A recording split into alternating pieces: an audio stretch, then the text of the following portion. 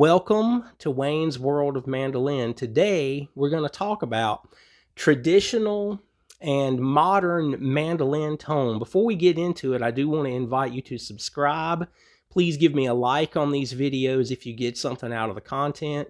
And if you were interested in some Skype lessons, you could hit me up for that. You'll find a good email in the description of each video. Also in the description, I have a tip jar set up. If you want to support the channel that way, it would be greatly appreciated if you do.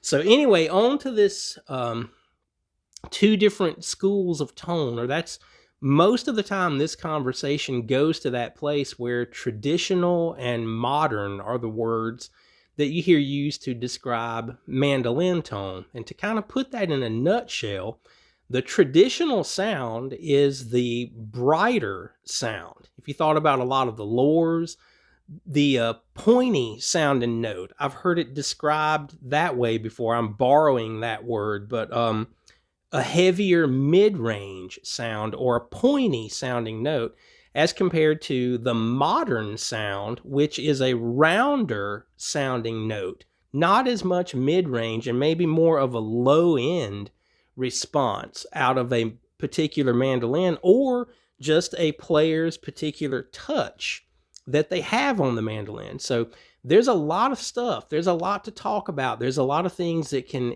affect which the sound that you're going to have, and you should love both of them because they're both great. It's just like an electric guitar player that owns a Stratocaster and a Telecaster. It's two different sounds. But anyway, this is more than likely going to be maybe even a 3-part series, at least 2. And today I want to focus on players that have these two sounds and my favorite examples of these two sounds under the modern bluegrass umbrella, if you wanted to look at it that way.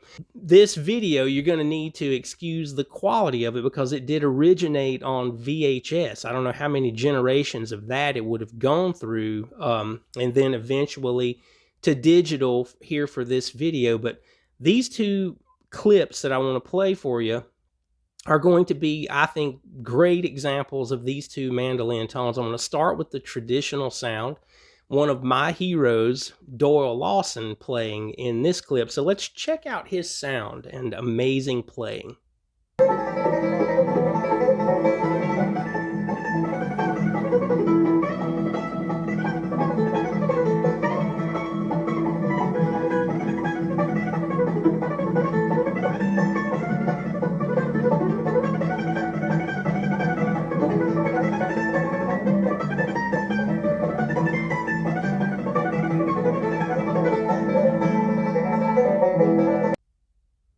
All right, so there we had Up on the Blue Ridge, one of my favorite tunes that Scott Vestal ever wrote, and a really classic mandolin solo that Doyle played on that. Maybe we'll get to break that down on the channel one day, but today we're just looking at the sound. And if you're watching his right hand when he plays, his pick hold and just an effortless movement in his right hand, and that very, very clear and mid-range bell-like quality, that's his sound.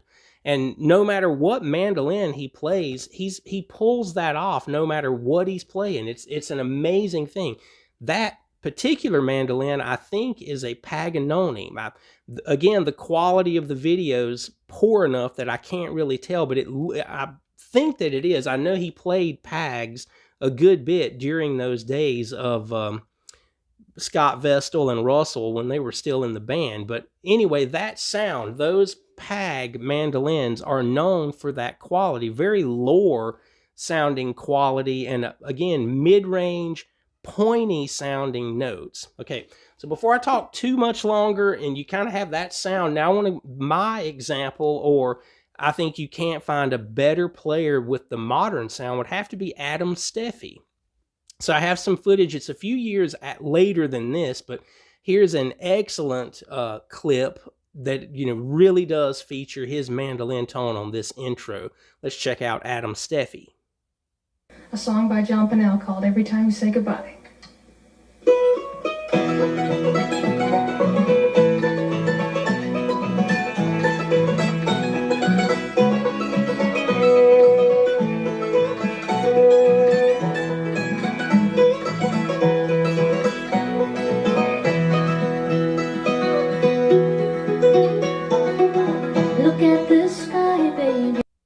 So there you have it. Now, some of you younger guys might not be familiar with these two players. As hard as that is for me to believe, some of you aren't. So you would want to dig into these guys. But there with Adam's intro on Every Time You Say Goodbye, that big, warm, round mandolin note, that's just awesome.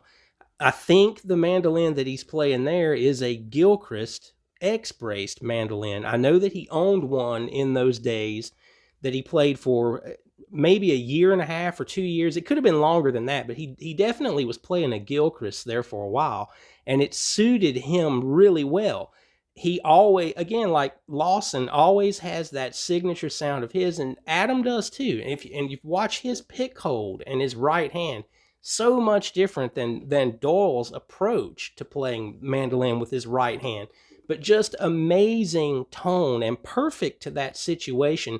That song, especially with a female vocal on it, and just the overall sound that band had, that was the perfect element to bring to that band. But there you have it. Those are, in my opinion, two amazing examples of those two different sounds, and that's coming from the player, it's coming from the instrument, and the sound that they develop over years of playing. But if you haven't ever thought about it this way, maybe you should, and then you can begin to chase whichever of those sounds that you think would fit the situation that you're in musically, or just how you want to sound. What is it that you're looking to do with mandolin? What kind of music do you want to be a part of?